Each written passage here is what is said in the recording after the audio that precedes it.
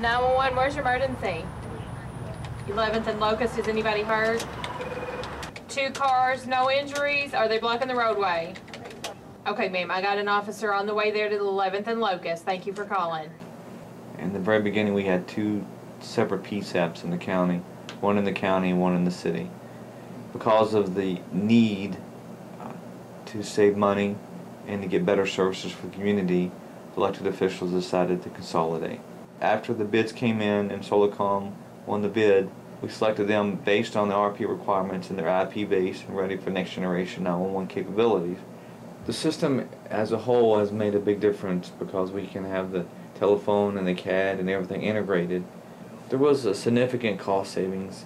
We were able to save because of attrition, and because we're consolidating services, we're not duplicating it. So we're not duplicating services, we save money in that aspect. So it was a win-win for both the city and the county. We're all aware, especially us elected officials up here, that the primary responsibility of government is public safety. This 911 center is the public's lifeline for assistance. And I've got to tell you, that doesn't come home any harder than whenever we have a disaster in this community and we all have to pull together and work together and communicate in order to provide that assistance and that help to our public. We can't have a situation where somebody calls the city and they have to transfer the call to the county, and the county then has to dispatch somebody out to deal with it. So it makes no sense. And so the realization, everyone realized what the conflicts and the challenges were. But we had to deal with personnel, we had to deal with budgets, we had to deal with money, and the old notion of merger, centralization, combining services, and there is still out in the rural areas some element of suspicion about whether or not this is going to work. The proof is in the pudding. The real beneficiaries of this initiative it's not elected officials.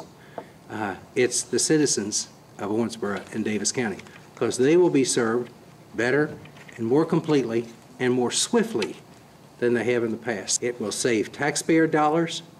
It will save taxpayer lives. So that's a marvelous thing. 911, what's your emergency?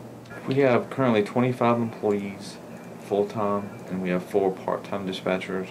We receive around 70,000 911 calls a year. Of that, 70% are wireless calls. So it's a pretty busy piece out. Over my career, I've dealt with 3 separate 911 phone systems.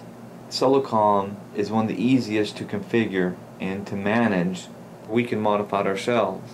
Add a transfer button, an icon on the screen, save it, push it out to all the positions, and we're done. One of the neat features that we have is the aesthetic features of it, so that we can delineate different lines based on an icon that we have chosen.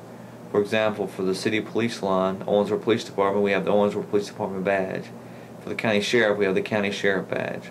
Those type things they're not important to the system functioning, but they're important for the dispatcher to delineate what line's ringing, and it's just aesthetically nice for the dispatcher to see that information.